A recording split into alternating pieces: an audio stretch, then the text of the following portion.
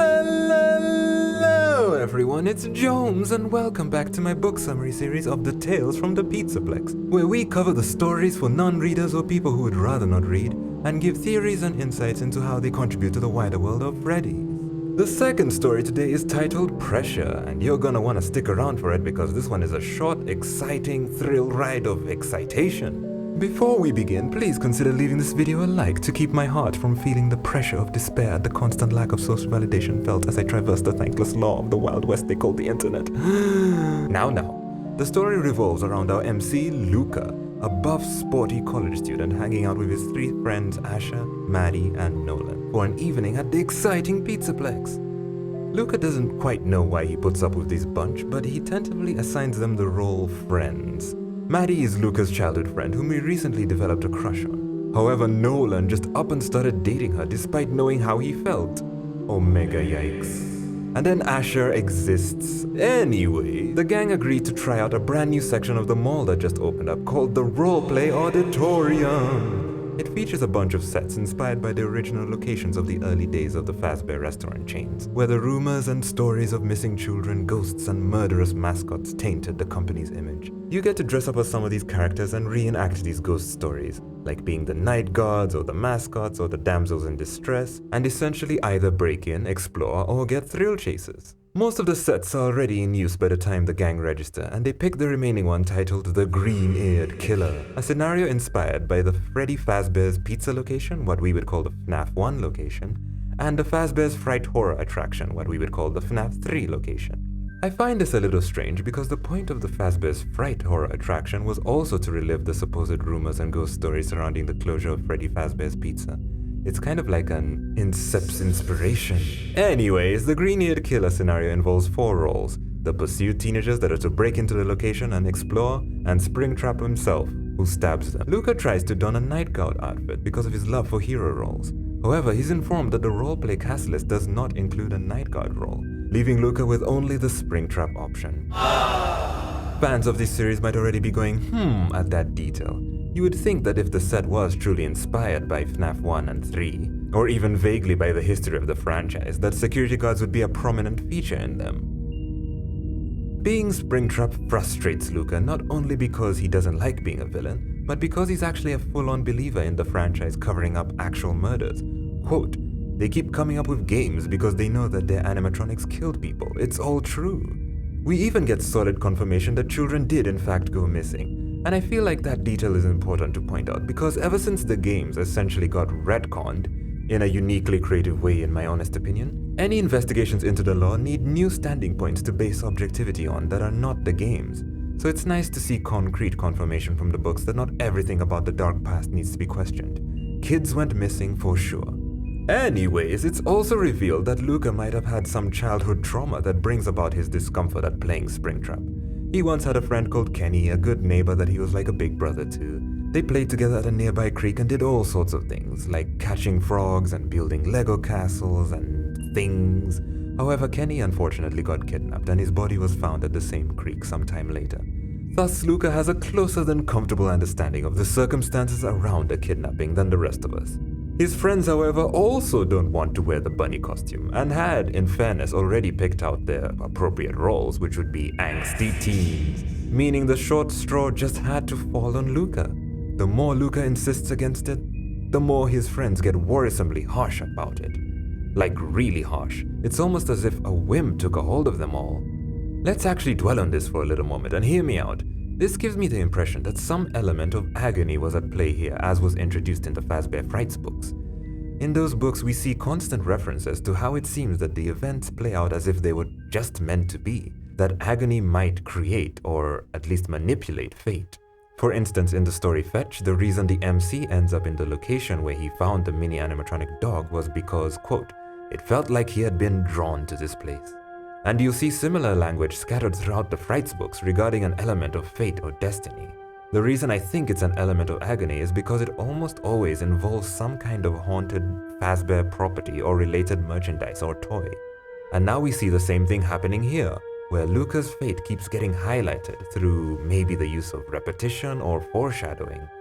Notice the getting out here, for example. Is it deterministic or literal? Either way, the constant reference to fate that these books touch on has me sus. But also for another reason. If we assume the book authors are trying to signal to us that agony is indeed at play, it also confirms that people did in fact die, in or around the Fazbear locations, making two confirmations of the rumors that children went missing and people did in fact die. But let's put a pin on this silly tangent of mine and get back to the story. Luca finally gives in to peer pressure and wears the costume. He notes that the costume smells and looks almost unintentionally deteriorated. As he dons the putrid green onesie, he also realizes that it has metal components inside it, assumedly made for expanding the costume to accommodate the occupant. Yup, the bunny head was meant to be latched onto the neck area, with a locking mechanism at the back to keep it in place. The material of the bunny head also has some sound absorption properties, making it hard to be heard. Luca absolutely regrets putting on the costume, but his friends drag him out of the dressing areas to the main entrances of the sets. They reach the entryway and wait for Maddie to finish dressing, because of course the girl would still be dressing. But then, Luca happens to notice 3 adorable little girls role-playing as Foxy, Freddy, and Chica, just having a blast. They're also assumedly waiting for their set door to open. However, somewhere in the shadows, Luca also notices an employee, leaning against the wall, just watching them. His name tag reads Earl, and he is described as having an almost sick and sinister way of staring at the girls. This greatly troubles Luca, but before he can take action against the suspect, Maddie just so happens to have finished dressing, and the friends rush the hesitant Luca into the set. He tries to resist, thinking to himself that he should at least inform management or something, but he gives in to his friends once again, and they enter the set. You know, as I type this script, I'm just now realizing why this story might have been called Pressure. Anyways, as the friends enter, they spot a sign holding some instructions for their pursued and the pursuer. Luca was to wait in a safe room for a little bit as the pursued get their bearings of the level and then give chase. As Luca explores the set, he's blown away by the detail and assures us fans, as a fellow FNAF fan himself, that they nailed the designs on the head, which is good. I cannot stand inauthenticity. As Asher reads more boring details, like the only exit to the set remaining locked until the game ends or all 4 characters are present in front of it. Boring detail. The bunny head seems to scratch against Luca's neck as he fidgets. Weird. Asher finishes reading the instructions and extends what is known as a GG fist bump to Luca. Luca returns the fist bump and the suit pokes his wrist. He could also swear that it's making him feel more and more uncomfortable. Oh well. The lights suddenly dim and all the pals head off to their respective directions. Luca's eyes adjust to the scene and it sure is spooky. The walls decorated with Freddy's posters, animatronic pots dangling from the cobweb ceilings, and half-finished pizza boxes littering the dining area. Ooh, littering. Luca is so distracted that he forgets the time and realizes that his friends have started their break-in. But he can't help himself, he just has to explore the place. Luca reaches and recognizes the infamous hallways where the killer was said to have lured his victims. As he passes it, he can almost hear the faint sounds of children and sobbing. He dismisses this as just some ambience from the speakers. Also, forgive me if the map I portrayed isn't accurate, but it at least helped me get a more concrete assumption of the relative locations. Otherwise, I just don't quite understand the layout. He arrives at the safe room a bit late, grabs the murder weapon and waits for the allotted time when he could start pursuing. With a buzz, he's off his jerks he calls friends. The lights keep turning on and off periodically. Loud music emanates from the halls, glitching in and out. Evil laughters, door slams, and running feet encircle the friends. It's all the spooks and thrills you can expect of a real haunting. And haunt his friends he did. The rest of the story mostly revolves around the chase scenes amongst his friends. Luca, knowing a little bit more about the layout, outsmarts his friends and keeps them ever on their toes. But the more he exerts himself or fidgets, the more he cannot ignore the subtle prodding and princing. He is admittedly suspicious of a possible implication of the poking, but he dismisses this. He does not want to be looked down upon by his friends for chickening out. But then suddenly at one point, as he bends down really low to check out one of the vent covers inside the security office, something inside the suit seems to swing and clamp shut around his hips, hard enough to let out a scream. That finally does it for him. He decides to inform his pals to get the heck out of the set and get him the heck out of the suit. But one problem. His friends keep scuttling about away from him when he gets close, and if he tries to go fast to catch them, the poking suit injures him further. A thick jab to his stomach finally gets him to attempt self-removal of the suit. Ooh, a rather late reaction if you ask me personally, but who can blame him? Anyways, of course in classic horror movie fashion, he finds that he cannot, in fact, take off the head clamped to the costume. His paws are too clumsy and he can't find where the latch is. Well then, if he can't manage the head, then at least he can manage trying to remove the stupid onesie. Come on, get off, get off!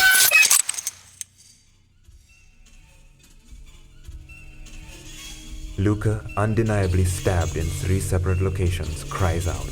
There is no doubt about it this time. The bunny costume is in fact some sort of faulty spring-lock suit. He tries to fight back panic. His breathing quickens into staccato gasps. The rest of the game is a futile resort of his trying to reach out and ask his friends for help.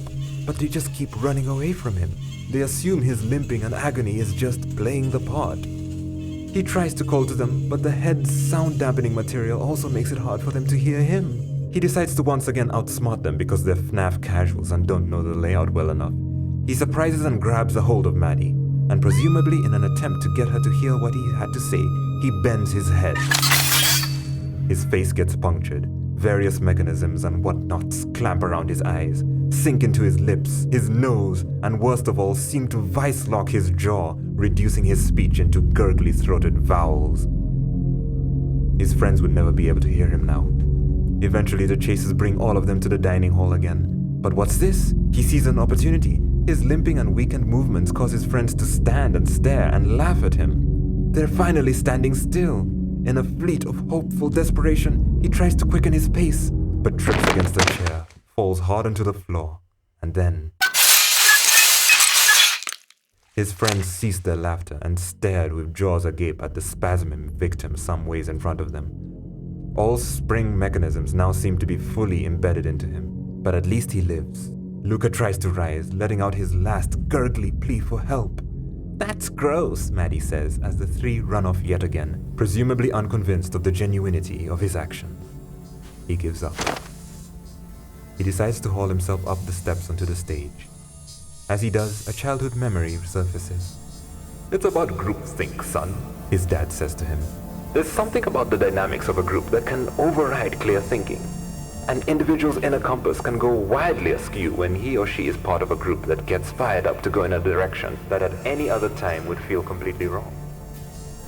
Luca reaches the backstage area, in a sort of storage room with boxes and such. He lies onto the floor and passes out. Anyways, the game ends and Luca's friends are ecstatic about the experience. Asher wonders if he should inform Luca that the game was over, seeing as he somehow hadn't come out of it yet. But Nolan, being the big ugly oaf that he is, suggests that they instead go and order pizza, surmising that Luca would eventually work out that their absence meant that the game was over anyway, duh. And being the big ugly oafs that they are, they just up and ditch Luca, the one person who we can at least agree gave them the time of their lives.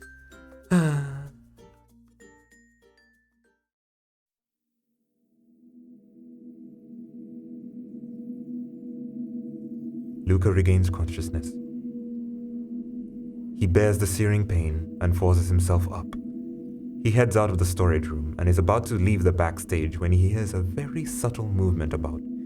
He suspects someone is there with him, but then is suddenly interrupted by the louder sounds of a door bursting open and children gleefully entering the set.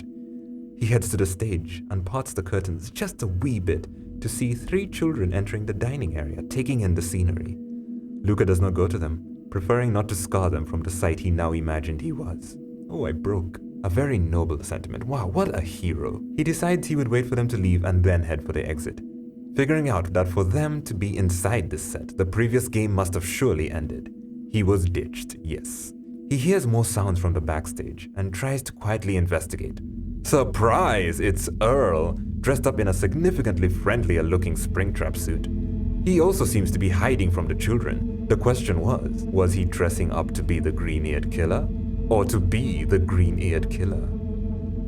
It's definitely the one you're thinking of. Amy, one of the 3, decides to explore the kitchen apart from the group, and gets grabbed and screams. Luca, who was already trying to catch up to Earl but rather clumsily, collapses outside the kitchen. He hears a crash inside and then Amy run out of the kitchen. But then the sounds of her recapture. Her screaming suddenly gets muffled and Luca once more forces himself to his feet. He for sure has reopened wounds but tightened his resolve to not let Earl have his way.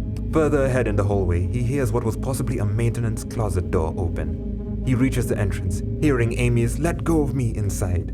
Buckling over a few times, he finally swings open the matron's closet. This puzzles Earl just long enough for Amy to bite down on his hand and dart out of the closet. I guess she somehow ignored Luca. Earl is annoyed at this and attempts to go after Amy, again supposedly forgetting about Luca, but that was good because it allowed Luca a thorough interception. He falls on Earl. Earl attempts to break free, but it's in vain, for Luca was buff. He locks his arms around Earl's neck and in a last epic exertion of his knife, squeezes hard against the man's windpipe. The book mentions how it seemed as if his hands had merged with the metal in the suit. The two lay there, struggling for a while. One body went limp, and then the other, save for the arms. One of the victims at least felt proud that his last act on Earth had been enacted and determined by him alone, despite all the...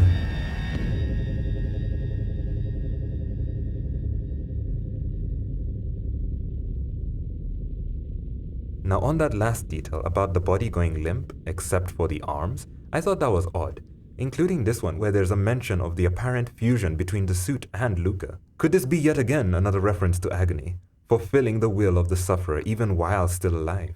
Perhaps time will tell. I really enjoyed this story. Like I said, very quick on the action and didn't dabble too much on backstory and filler. Not that I mind backstories and such. In fact, I feel like so far in the Pizzaplex tales, I've rather enjoyed the backstories because of the payoff and the way they bring about a soft pacing to these otherwise really tragic stories. I really like Luca's heroism and retrospection on group thinking, and I also feel like the selfishness of the friends and the anguish I felt at their hypocritical dismissal of Luca's concerns when they themselves wouldn't have put, well, themselves in his shoes can speak volumes to those of us in similar toxic relationships, because for sure those can be so hard to even recognize the toxicity of. A very bitter and barely sweet story. Now remember my tangent from before on the ambiguous references to fate and how I connected them to Agony. Earl, I feel, is a very interesting case study for this theory of mine. Does he, like Vanny in Security Breach, have a desire to romanticize or at least become a copycat of the green-eared killer legend? My point is whether or not this has to do something with the glitch trap virus, which would be the immediate answer as was explained in Help Wanted. That the overarching effect the mole has of bringing about victims that repeat history seems very Agony-like. Is it happenstance? These strange alignments of coincidences and corporate oversights that just so happen to bring back the awful circumstances and tragedy of the company's past? No. To me at least it feels like Agony has this cascading resonance of repetition that causes the entirety of the Fazbear franchise to roleplay elements of FNAF again and again. Not perfect one-to-one reenactment, but gradual elements of them. For example, Luca here was to replay the Springlock element of the Springtrap story, while Earl replayed the villainous role, through the glitch trap virus possessing him. It's like a very soft pressure that aligns people and circumstances to just the right domino arrangement where repetition of the past can play out. Luca looked at the suit, which he still held. He glanced towards the door leading out of the roleplay auditorium. Beyond the door, the bright lights and happy music and laughter in the rest of the Pizzaplex reached into the room. He could almost feel them call to him, encouraging him not to give in. He could just leave, couldn't he? Indeed, book authors, could he have left? Are you trying to tell us something? But that's just my suspicion, primarily based on the language the book authors use around fate and destiny. I'll keep my eye out for this. But thank you for watching all the way through to the end. Consider leaving a Gucci icon, as that's what the Gen Z calls it nowadays. And I'll hopefully see you in the final installment from the Tales of the Pizzaplex.